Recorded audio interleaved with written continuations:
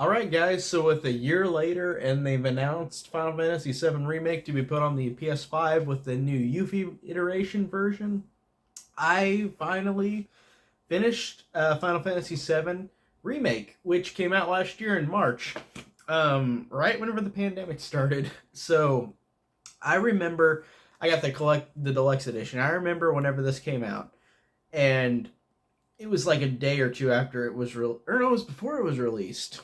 Like I pre-ordered it, couldn't get it anywhere um, on Best Buy or anything. I tried Best Buy, but then they immediately canceled my order. I then tried Walmart, they didn't have it. Then I tried GameStop, and I eventually got it on GameStop, which is great because Final Fantasy VII. I love the original, like a lot of people do, but I finally got it after a while because on Amazon.com, the regular version of this, not even the deluxe edition of Final Fantasy VII Remake, was being price gouged up to like $100. And this was like a couple days after it was released, and I was like, "Are you fucking kidding me?" Like the pandemic made people go, "Oh, I can just exploit the shit out of some of this stuff." Like the PS5. The PS5 is still so hard to get right now, and I want to get the PS5. I've been trying to find it. I've been trying to jump on the sales whenever they get on specific online sites, but the bots are so quick to buy them all quickly, and all the scalpers do the price gouging. So I still haven't got a PS5 yet, but what I'm saying is that the pandemic sucked in a lot of other ways because with stuff like this, they price gouge stuff. And I'm glad I got Final Fantasy VII Remake, the deluxe edition, for the regular price on GameStop.com because GameStop does not change prices like they do on Amazon, which is great. And I've got a history with Final Fantasy. I love the franchise. It's one of my favorite game series. I have played through almost every numbered Final Fantasy game. I've played through 1, 2, not 3, 4, 5, 6, 7, 8, 9, 10. 11's an MMO, haven't played it. 12 I have not beat. I have beat 13. 14 is an MMO, haven't played. And I have beat 15. So out of the 13 games that are not MMOs, I'm not counting 11 or 14. I have played I have played 11 out of 13 of the games that are not MMOs. So I just need to play through Final Fantasy 3 and Final Fantasy 12. And I've got 12 on the PS4 and I've got 3 on the DS, but I've just never beat them. I will eventually play through them. I need to because I really want to just say I've played all the Final Fantasy games through and through, all the number games. But Final Fantasy VII, the original, is a classic on the PS1. It is still incredible what they did at that game. Even if people complain now, like, oh, like the graphics aren't that good, I don't care. I think it's fantastic. I think it's a great game. It's got a fantastic story, great likable characters, a great battle system, and I really loved it. It's one of the first ones that I got hooked into Final Fantasy. The PS1 specific games like 7, 8, and 9, and 10 are on PS2. Those are the ones that specifically got me into the Final Fantasy series after I played through Kingdom Hearts, which is my favorite game series. And again, Kingdom Hearts and Final Fantasy are the same company, Square Enix, or SquareSoft, whenever those were released. But I've had a history with Final Fantasy VII and the Final Fantasy franchise as a whole. I love the original 7, like I said, and this one is weird because this is a PS4 game. It is only in this game. It is only you're only in the Midgar segments, so you're only in probably a third of the game, and the game isn't the whole game. Like this, even though it's just called Final Fantasy VII Remake, it is not the whole game. It is basically they should have just said part one, really, because they should have just said that because people are gonna think, oh, this is, or people were gonna think it's a year later. They were gonna think that this was gonna be like the whole game, but it wasn't. It was just literally the first third of the whole game as a whole, which I think is fine because honestly, like this is a fantastic remake. Like this is genuinely one of the best. Um, and I really don't say that much because this one surprised me. But this has been in development for years. The thought has been in development for years. Final Fantasy VII is such an insanely popular game. It's had so many spin-offs, like Dirge of Cerberus on the PS2, which I thought was fun, and Crisis Core on the PSP, which is fantastic. Love that game. But and it has had an anime short film, and it's also had a movie, Final Fantasy VII Advent Children, which is great as well. So Final Fantasy VII has had a long lasting impact on the Final Fantasy franchise and just gaming in general, and even like I said, movies like with Advent Children, like it's a good movie. I like that they did all that stuff just for this story and just from the original game, which is great. But this one is interesting because, like I said, it's just the first part of it, the first third of it, I'd say, because you stay in Midgar and it ends in Midgar, and then that's it. But in the next part, it's going to be outside of Midgar as the game progresses. Um, the thing that surprised me about this, and at first I was like, "Are you serious?" was that all of the voice actors from the other Final Fantasy VII, the Advent Children movie, Dirge of Cerberus, Crisis Core, all in Kingdom Hearts, all these actors that are in all those things that play these iconic characters or voice these iconic characters are not in here. Like these are all new voice actors. And at first I was like, man, that's unfair to all the work that all the other people did. But honestly, looking back at this game, like since I just played through it recently, looking back on it, these voice actors are great, and it's not a disservice to say that the voice actors that were in, like I said, those Final Fantasy VII spin-offs and the Kingdom Hearts games, like they're great as well. But this one really did have great voice actors as well, even though they're different voice actors. And I was at first ashamed that the other ones didn't get a chance to come back, like Steve Barton, who voiced Cloud in every other iteration. He didn't come back for this.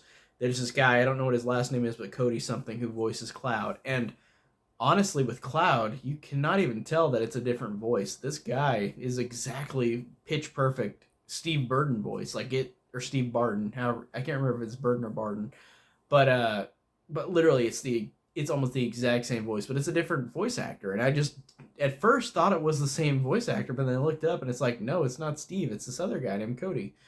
It genuinely surprised me that they got that great of a kind of replicator, but it's a great voice actor regardless. Um, so I really like that, and I like the voices for everybody a lot. Like Tifa was a great, whoever voiced her in this is great. Like it's a great voice. And Aerith and Barrett, like they all have great new voice actors, and they're all funny. They're all entertaining. They all have a lot of depth with their voices and with the writing, like the original game. The game does change up some things. Like they add in these kind of Dementor looking things throughout the game that are kind of like things that are they're like I don't know how to describe them. They're like they defend um they defend time where like you've got something to where these things are controlling people's fates that have to happen. That's all I can really say. I don't really know how to explain it. But it's interesting to have them in there. Like they're like voiceless, faceless creatures. Like they don't say anything, but it's interesting to have this new addition. I didn't mind that. Um, the gameplay is definitely really different than the original. The original is a turn-based, where you're literally just like most of the old Final Fantasy games. I think yeah, most of them. It literally is just like it's turn-based. You take a turn, you do an attack, your enemy does an attack, you do an attack or an item or heal or whatever, and enemy takes turns. In this one, it is a fast-paced kind of like Kingdom Hearts game, which is a really cool mix between both the turn-based, but also the action-based. Because you control one character, the other two are AIs until you can switch with them. You can switch with all your characters in your party, but you'd be focused on one character that you can control. Like for example, if you're Cloud and then you want to switch it up, you press the up button on the D-pad and then you turn into whoever's the next person in line, like Aerith or Barrett or Tifa, whoever's in your party, and then you use them to use their actions to go into the fight. And I thought that was really great. The fact that you can change up all three characters in your party, you can switch between them all, but it's an action based game, so you're doing turn based while you're switching characters, but you're not also doing turn based because you're really not taking a turn. You're fighting and attacking as much as you can on these enemies. But I like that you can switch between characters. Like, I think that's really cool. Because in the original game, it's like everybody has a turn. In this, it's just you pick one person and the other do whatever they want while you're not controlling them, which I think is really solid and really cool. But yeah, the gameplay I thought was a really good addition to the game. Like I said, the original game is fantastic, and this one is just an upgraded, awesome action RPG. Like, I really, really love that about it. I love that it was so different, but yet it was very familiar. Because a lot of things, whether it's movies or video games, try to tread that ground of like being the same but also being a little different, and it can go a good way or a bad way with fans. Um, and I like that this one, for me at least, really, really worked. I love this game. I just loved how fantastic it was. I loved all the characters. I loved all the fun. I loved all the action. I loved all the battles. The battles can be tough. They did a great job with the battles. The only thing in this one that kind of bugged me, it's a little complaint. And it might be changed in the next parts of this game, but there's not really any place to grind. I know you have quests, but but it really never felt like you had a real place to grind. It felt like Final Fantasy 13, where like you're just going path to path, but you have some random quests throughout, which is fine. And I love 13, and that's not a dig for 13. A lot of people hate that game, but I love Final Fantasy 13. I think it's one of my absolute favorites. But this one feels like that, where like it's a lot of just you're not really able to like separate except for in a certain time in the game where like you can do quests, but for the most part the game is like just straightforward.